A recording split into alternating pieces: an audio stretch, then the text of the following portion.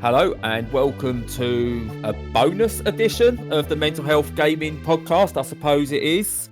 Once again, I'm Bradley, but I'm not joined by Stu for this special edition. I am joined by my good friend Ray Carsillo, all the way from the west coast of the United States. How you doing, Ray? Good. I'm good. Yeah, I'm here in Los Angeles. It's we got a massive time difference between the two of us, so it's you're just getting up, I'm just getting ready for bed. But yeah, happy to be here to be talking about some games with you, Brad.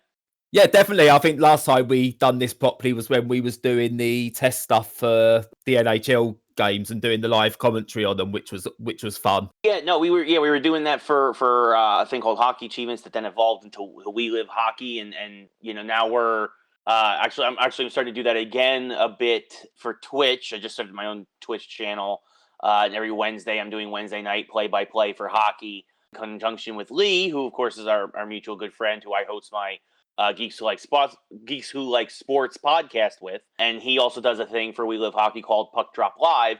So typically one kind of just leads right into the other on Wednesday nights. He teases the Twitch stream, and I'm always there to for moral support for Puck Drop Live. So yeah, but it has been a while there as I give a rambling, as I'm always rambling.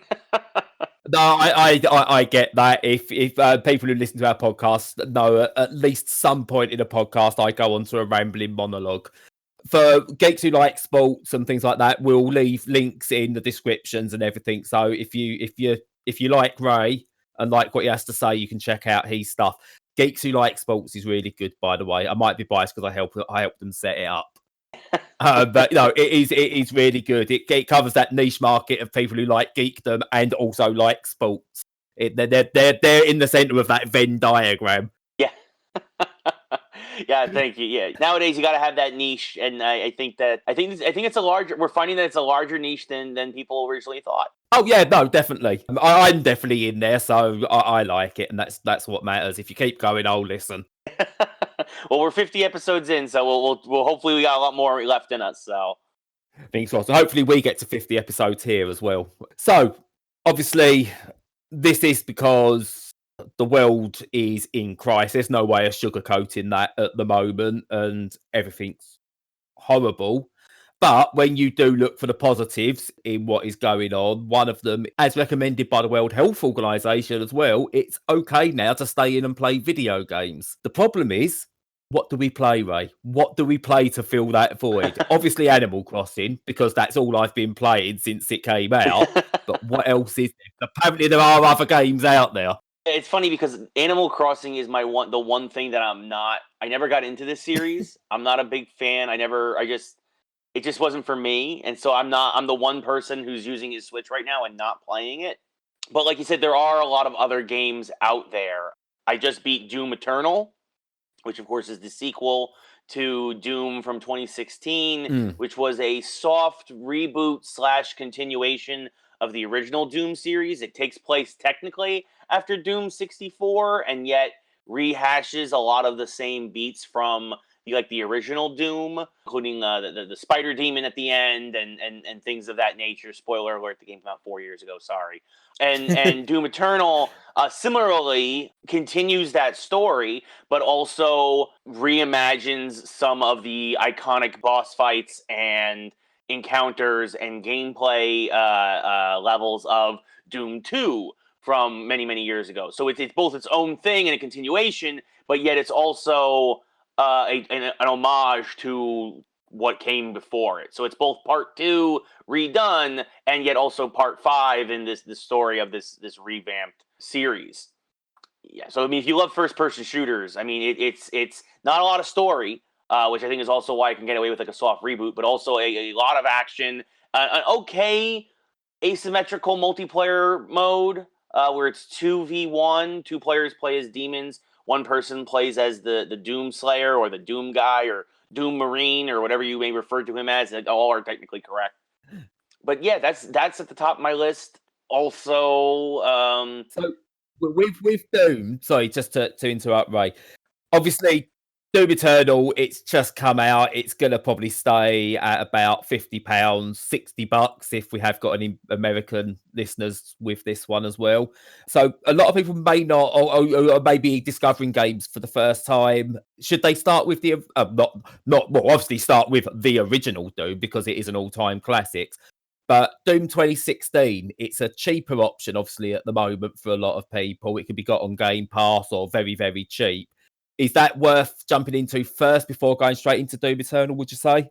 Yeah, I think that's a great way to warm up before you jump into Doom Eternal. I think this way you, A, know what's going on. B, I think the mechanics, because they play into each other very, they're the same from game to game. I think that actually, though, Doom 2016 does a better job of introducing you to them than Doom Eternal does, where Doom Eternal, it gives you the necessary tutorial level, but it also kind of throws your feet right into the fire a lot more quickly because they're assuming that you have at least some experience playing the other. So their tutorial in Doom Eternal is really more of a refresher course than a true tutorial.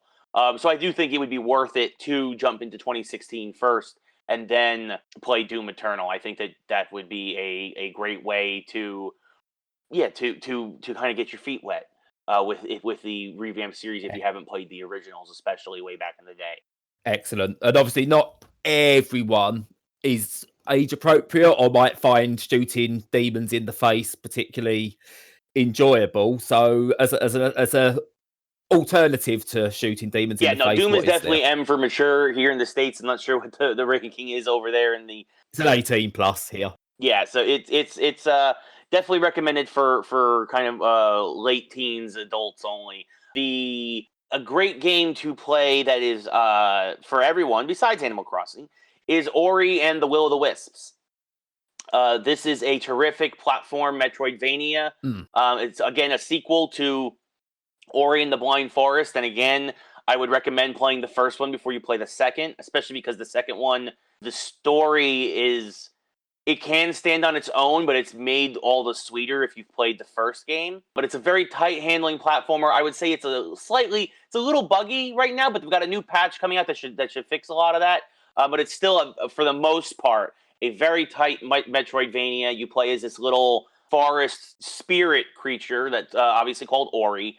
And you have these amazing abilities, and you can basically protect nature and these creatures of the woodland from, in this case, an evil presence, a rot, a death, and kind of have to restart once again the cycle of life, right? Spring, summer, fall, winter, everything dies, but the cycle of rebirth in this part of the world that Ori finds itself in this game has become stagnant, and everything just continues to die. So it has to jumpstart this by exploring different areas and cleansing the areas of the rot and the pollution and the poison. And it sounds more hippy dippy than it is. Trust me, it's actually a lot of fun, and it sounds very apt at the moment as well. Yes, no, for sure. It definitely, I think more than they intended to. It definitely has some reverberations in the real world, I think, in terms of the environment. But I think that if you're just looking for a platformer that anyone can play, anyone can pick up and enjoy, Ori and the Will of the Wisps, which is on Xbox One and PC, I think is a terrific game to grab.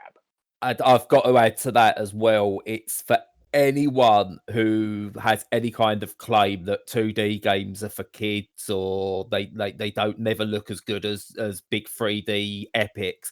Both the Ori games are beautiful. Yes. The art direction in them, the visuals in them are amazing. The music that goes with them, the animation, everything. It is still probably one of the most beautiful games I've ever seen. Yeah, no, it's for sure. It is a beautiful looking game. As you mentioned, the music, the sound is terrific. It's made by Moon Studios, which are a fantastic story. Again, speaking of the world that we're in, Moon Studios, it is a studio that is completely teleconferenced. Almost everybody in the studio is working from home. You have 80 or so devs from around the world, literally in different countries all around the world, and they just telecommute and stuff, and they all work on different pieces of the game, and then it all comes together in the end. And it's they're 2 for 2 in my book right now. As of right now, I mean, mind you, it's still very, very early in the year. We're only through the first quarter, Ori is my game of the year at this point. Right, no, I'm definitely going to have to play the sequel. I've not got round to it yet, but there's times that I will play that. That's some high praise. But if we're talking of potential games of the year and personal games of the year so far, I'm going to stick one in there that has absolutely enthralled me since the moment I picked it up, and that's Murder by Numbers. Have you heard of this one or played this one yet, Ray? I have not played it yet, no. It is part Phoenix Wright, Ace Attorney visual novel mixed in with Picross. They're two genres that have no right to mash together, but somehow they do and create what is just the most amazing experience. It's got a quirky story based around a murder mystery, hence the title. A wonderful array of characters. Each of them has their faults. None of them are written perfectly. It does some excellent stuff for LGBTQ rights, but without it being in your face and this is what we're doing. You know, every single character, you don't have to like them in any of the characters, but they are all so well rounded.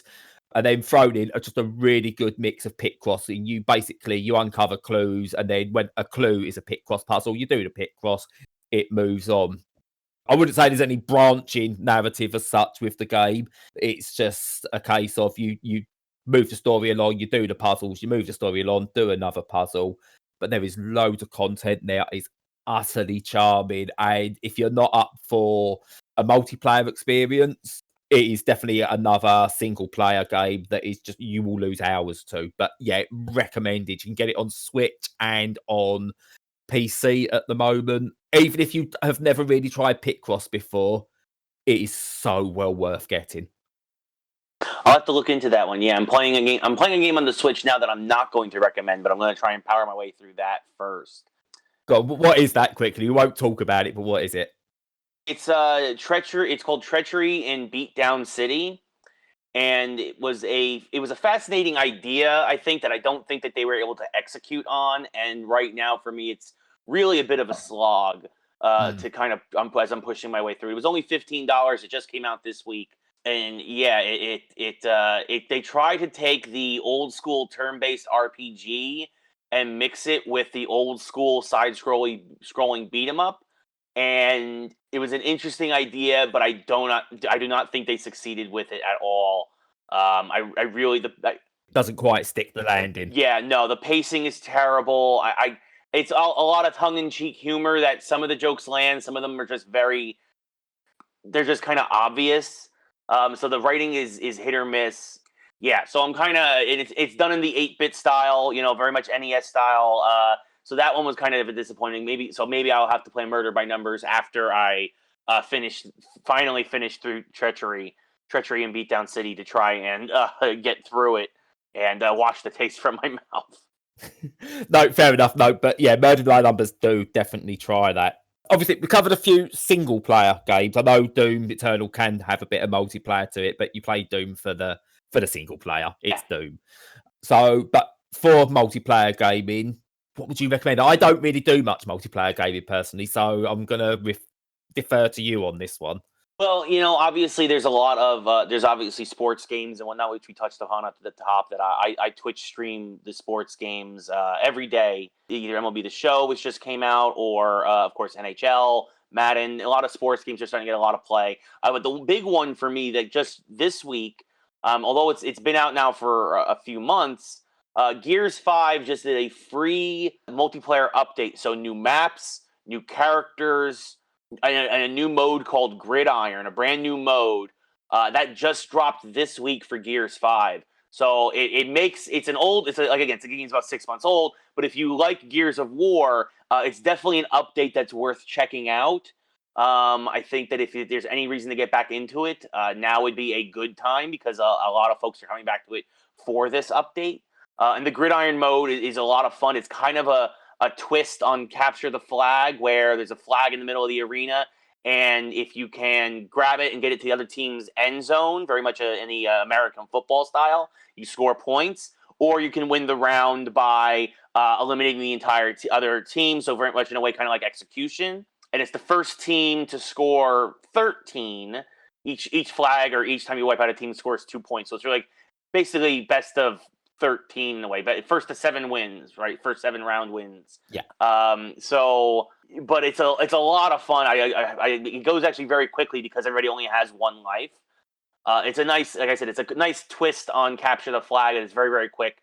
And again, they added new characters. Coltrane has finally been added to multiplayer.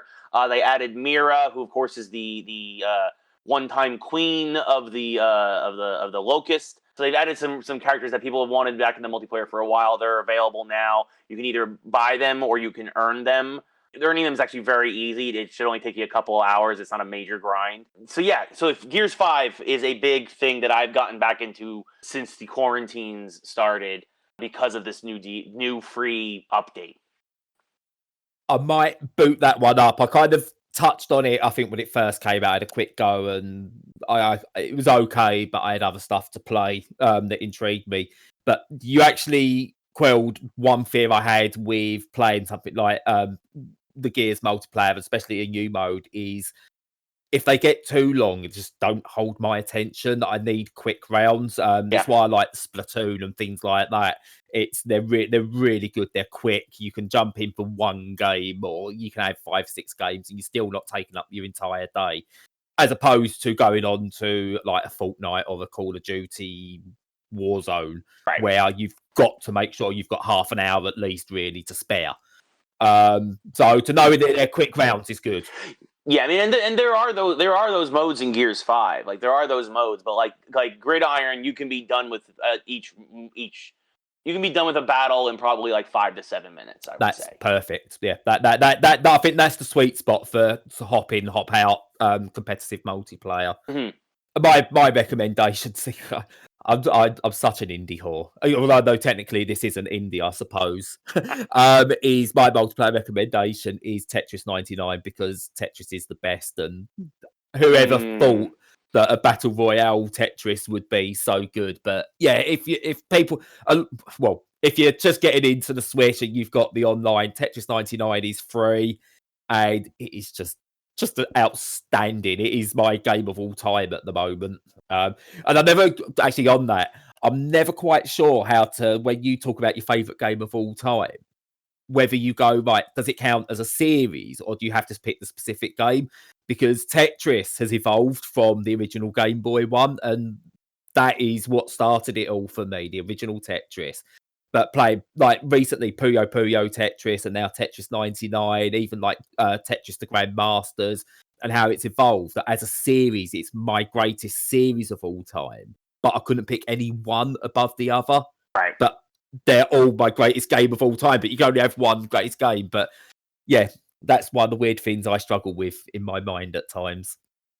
Yeah, I mean, it's a tough call to say greatest game of all time. I mean, Tetris 99 is terrific. I mean, like you said, Battle Royale Tetris is absolutely, it shouldn't be as good as it is, but it is great and terrific and definitely worth getting into if you have a Switch and have the online play. I know I still play it once. I'll still boot it up once in a while if I have nothing else to do.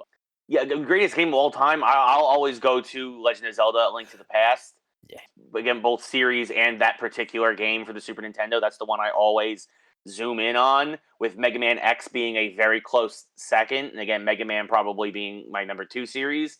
So it's definitely, those two are right up there for all-time favorite Actually, games. the Zelda games are great ones. If you've got time and you just want to escape the real world at the moment, the Zelda games are perfect for that, gotta say.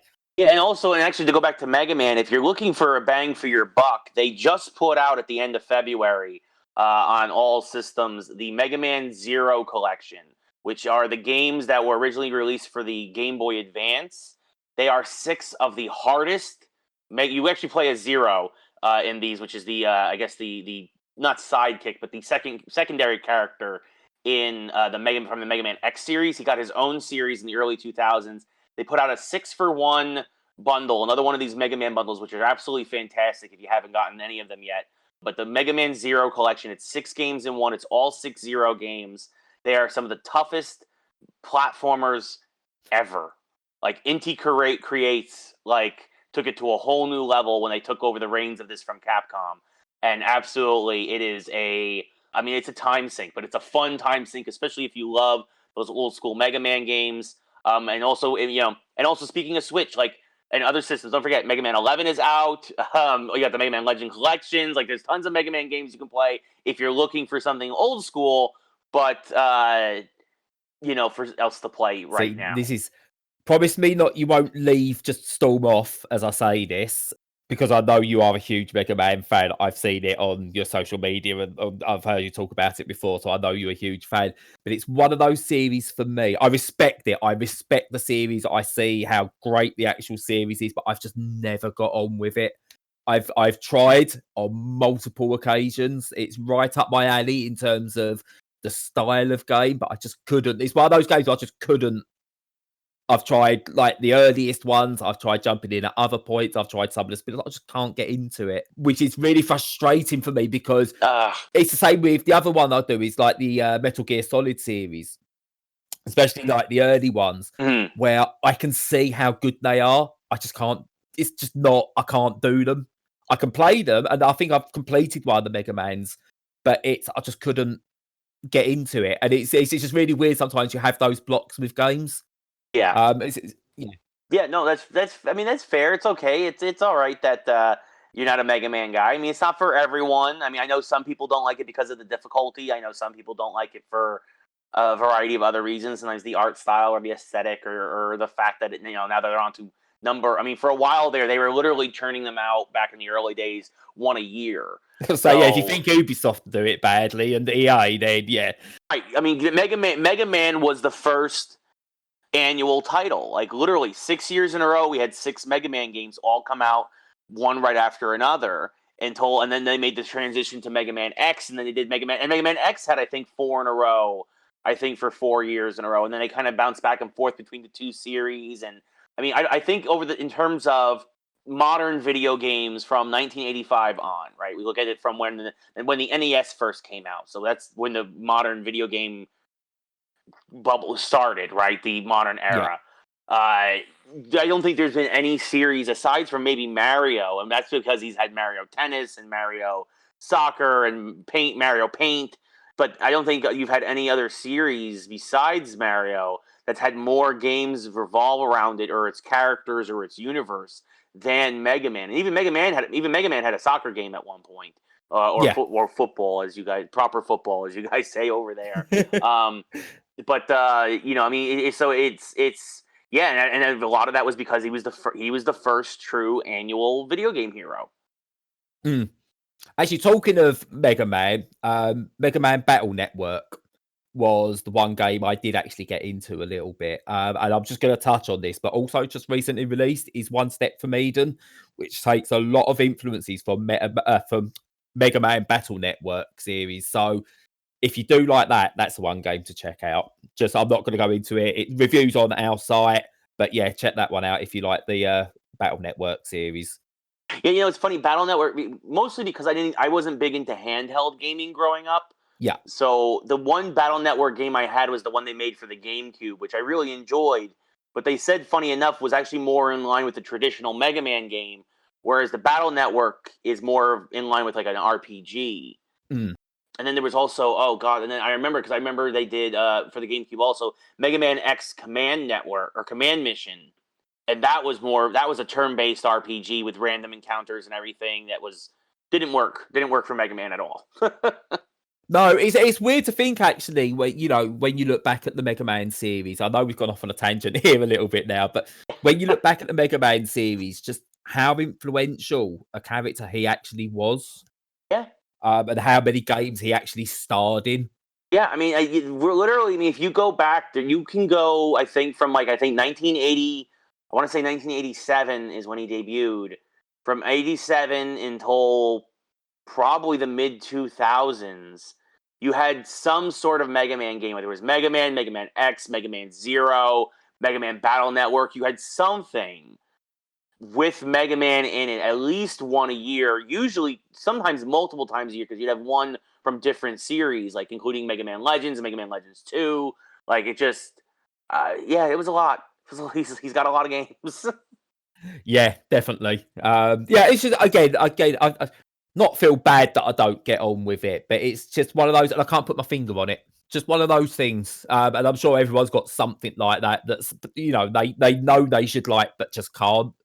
I don't want to say don't like it. I just couldn't get on with because I respect the character, I respect the games. They're clearly outstanding, just not for me, unfortunately. Hey, to each their own, man. There's nothing wrong with Yep. that. Oh, definitely. So before we start to wrap this up, we've touched on a few games, and a lot of them really are for either adults or if you've got people who are into gaming already.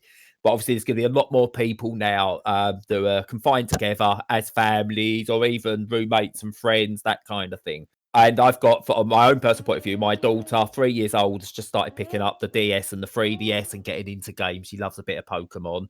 And she started getting into Mario Kart and stuff like that as well. It's great. Absolutely love it. But obviously, yourself, what do you see as maybe good couch co-op games that are family friendly, would you say? Oh goodness, couch co-op. I mean, like you said, Mario Kart is definitely up there. If you have a group of people you don't know Jack or the Jackbox, is Yes. always a great, terrific, amazing party game. I think it's a must-have for everyone. What's sad is it's not coming out till June, which I'm actually looking forward to it. It's a game for the Switch, and they called it the 51 most popular games in the world, and it's literally everything from backgammon and chess up through every card game you could think of, and you can play it on your Switch, and you can play it different ways where you can put it down like the Switch actually turns into like a mini game board for some of these like classic board games and stuff. Yeah. But that's not coming out till June, unfortunately, and hopefully we'll be out of this by then. On that direct, when they announced that, I went, do the right thing, Nintendo. Please just do the right thing. Release that now. Yeah, push it out now. I had, because possibly quite a lot of people when the DS first came out, or the DS Lite, I picked up, first game I got was apart from whatever Mario it was at the time, I got 42 all-time classics, which I believe over there was called Clubhouse games. Yep. So I got that, and me and my partner, we played the living hell out of that. It was so good. And the fact that there's going to be a version coming for the Switch I just can't wait for that one. But I was gutted that got a June release date. I'd have taken that with half the games now and just patch in the rest later if you're doing that. It's perfect for the situation we're in now. But hey, if we're still in this in June, that's something to look forward to at home at least. Yeah, well, hopefully we're not in this in June, but it is still something good to look forward to. It'd be great, obviously, for road trips and the like. And also, I think one of the things that will happen through this is I think a lot of families are discovering each other again. So it's something to plan for afterwards. You can maybe set aside a couple of hours at a weekend to all come together and play something like that. Yeah, no, for sure. If you're fortunate enough to be close to you obviously you live with your family or you have a family, or then there's a lot of great games to play with. Even if you're just learning to. I know we bring up our buddy Lee again. Obviously playing Pokemon with his kids, like you mentioned, also, and teaching them, and also he just got Mega Man 11, and he's teaching. Or him and Jane are trying to teach their son how to play Mega Man. But I feel like this might be a situation where Uncle Ray has to come as soon as he can over to them when the quarantine lifts and show them how it's really done. Do it properly, kids. Yeah, it's really interesting finding like children now as they're getting into video games, because unlike us, they've got, and it's nice and timely, my daughter's just woken up as well, so that's one of the other issues with quarantine is trying to do these recordings from home. You get the kids jumping occasionally, so anyone's listening, apologies if you hear her. But yeah, it's seeing like the young kids now learning and growing up. It's like my son is 13 now, so even when he was growing up, he didn't have like touchscreen tablets and stuff like that. My daughter has from almost a young age. And seeing like her trying to interact with things, she struggles a little bit with games that have buttons, because it's all done on screen when she does it on her tablet. And seeing her Right. discover something like a DS, where you've got the stylus inputs, or even playing with a controller, it's really fascinating to watching her discover these in a different way than it was when I was watching my son discover the same games. And knowing there's a massive library of games out there for them that you can pick up digitally cheap, and I don't recommend obviously going out to get them, but you can pick up cheap from boot sales, flea markets. Do you call them? I think they're over there, yard sales. Yeah. Yard sales, flea markets, the whole deal. But like you said, the great thing now about technology and the world we live in is you don't have to go outside to go buy these games. You can download them all through your systems, and a lot of them there's sales. There's a lot of sales going on, or rewards programs, or I have rewards things through Xbox, and every time I buy a game, I get so many points, and after a while, I get money off. Like Doom cost me $50 instead of $60. Yeah, because I had earned enough rewards points. I also play a lot more games than most regular people, but there's a lot of things on sale, a lot of things that are on the cheap. Another good, solid Metroidvania called Journey to the Savage Planet came out in January. That's a return to what we like to call a budget title, where it's a good, solid game, but it only costs $30. And actually has it's by the guy it's by one of the former Assassin's Creed creative directors, and so it's got a lot of interesting humor to it. I'll say that, but I think is fun enough that I think that the family you can do 2-player co-op with that. The family can it's not a small child, but I think if you have like a young teenager or a late adolescent, I think that playing that with them would be a really fun game as well. Oh yeah, definitely. And actually, you're talking about, when you talk about the budget titles, something I'm seeing a resurgence of now, which I'm really glad to see, and we touched on this on one of our recent podcasts as well, is the return of the mid-tier game, and games that are just okay. I remember when I used to play games as a kid, or even into my teens, you'd play a game and you go to school the next day and go, "Oh, if you tried so and so," you're like, "Yeah, what was it like?" "Yeah, it was okay," and that was fine. Everyone was okay with that, and we'd play the game based on, "Yeah, that was all right." Yeah. Rather than, "Oh my god, it's the greatest thing ever," or "Oh, it's not the greatest thing ever, so leave it." And I've played quite a few games. I've recently just played a game called Dark Souls Plus. Which, if you take out the meme name title for it, it's an okay Super Meat Boy inspired game that's not as difficult as its title tries to suggest. It's not as funny as its title tries to suggest it wants to be, but it was all right. It's just, I enjoyed my time with it. It's hard to go, "Oh my god, you've got to play this," but at the same time, I'm not going to turn around and go, I wouldn't bother. It was fine. Yeah. It was cheap. It was fine. Winner. And it's good to see those coming back. Yeah, slowly but surely. I mean, Senua's Sacrifice was really one of those games that started because that was a $40 game. The Friday the 13th game that came out a couple years ago was $40, which was a big deal. Like I said, Journey to the Savage Planet. Yeah, you're starting to see these $30 to $40, which I'm not sure, was that the 30 to 40 pounds maybe. 20 at the moment we're almost 1 for 1 because of this, but usually about 25 to 30-ish pounds. Yeah. Right. So you've got you're starting to see more, like you said, more of these come back, and they're usually worth the price of admission. Maybe not for repeat, maybe not for repeat playthroughs or something, or there might be some issues at first. I know Friday the 13th had some issues. They patched them with the servers and whatnot when it launched, but the games overall are a solid value. And I think, the value title, the budget title, it's good to see it coming back, and hopefully more studios and more publishers are willing to take the risks on smaller, maybe more risky projects, but put them at a safer price point, and everybody wins, right? You'll have more people buy into it because of the price point, and you'll probably end up making your money back. They'll probably make their money back, and you as a gamer will probably maybe even find some hidden gems along the way. Yeah, and I think that's the I think going to be the good thing is even I think seasoned gamers are going to find stuff that they didn't know about. It's to say I went in Dark Souls Plus. I went in completely blind based on a friend of mine saying he was about to review it, and I went, "Well, what's this?"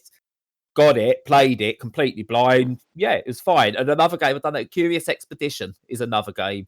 It's almost in the style of Oregon Trail or FTL in the way it tells the story, but it's kind of random encounters that you have to move across a fog of war style grid map to reach a goal, but you've got to manage meters at the same time. And my initial thoughts on it were, oh my god, I hate managing meters. I hate managing resources. They're usually take the experience out, but it works really well, this game.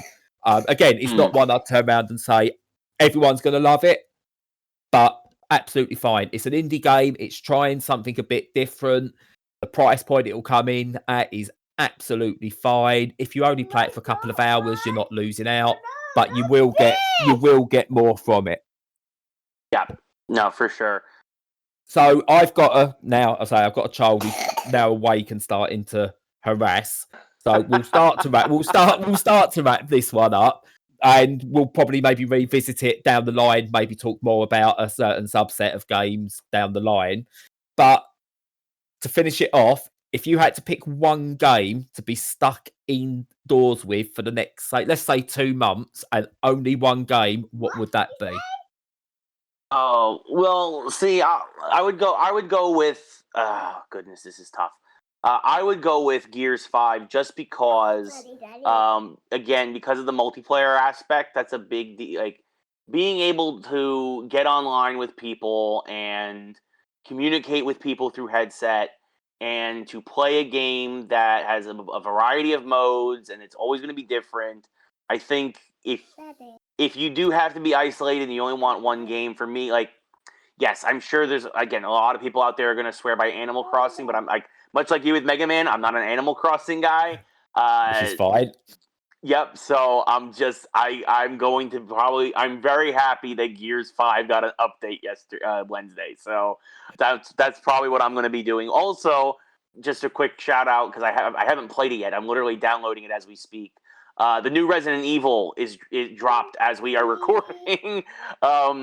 New remake of the old Resident Evil, I should say. It's Resident Evil 3, the remake. Yeah, just dropped here in the US. So I imagine it's also there in England as well.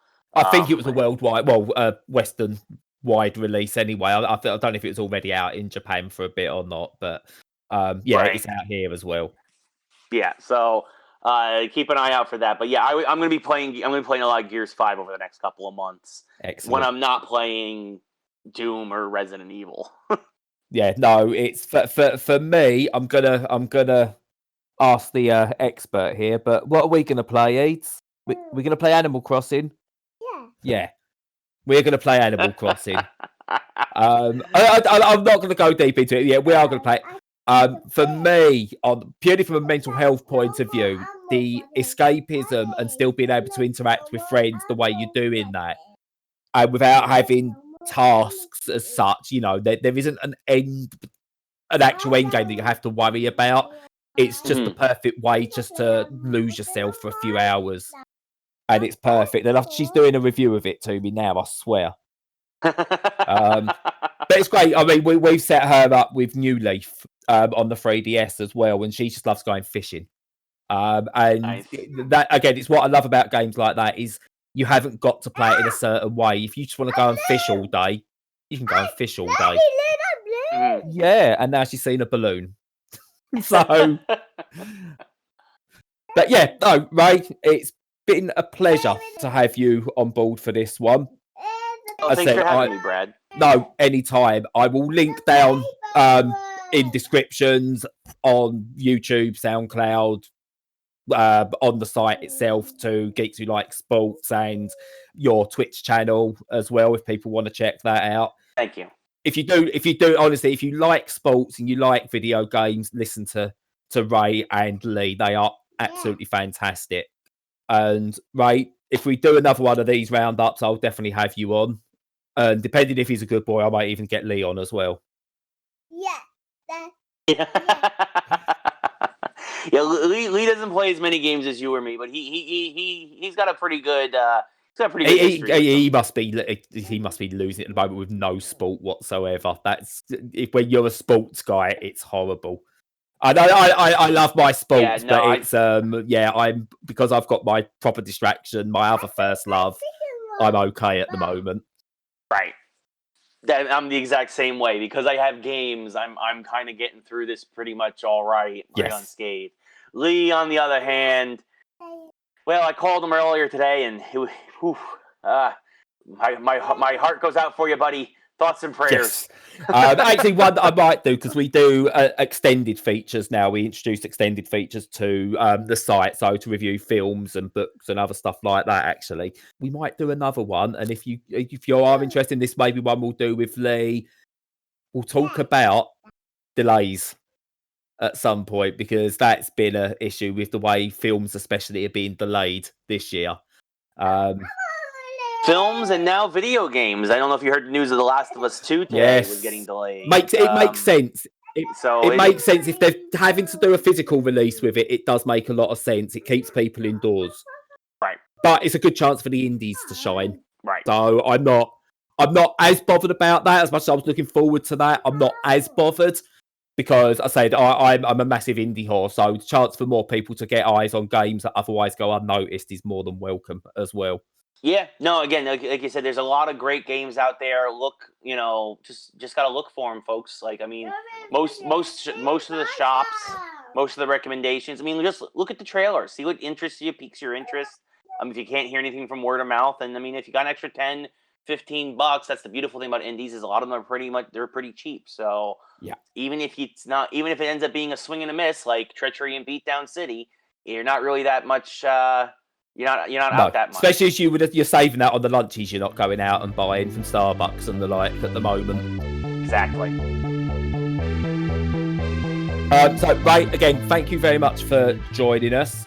As usual, with these, if you like what you hear, you can support us on Patreon. Links are down below. We're on Discord, and during all this, we've opened it up completely. We was going to tie it to the Patreon, but we've decided not to now. It's just come, join us. Links are on the site and down below. It's my thing. I don't know how to do a sign-off properly. Never have, never will. But what I will say is the World Health Organization have said it's okay now. Stay home, stay safe, play video games.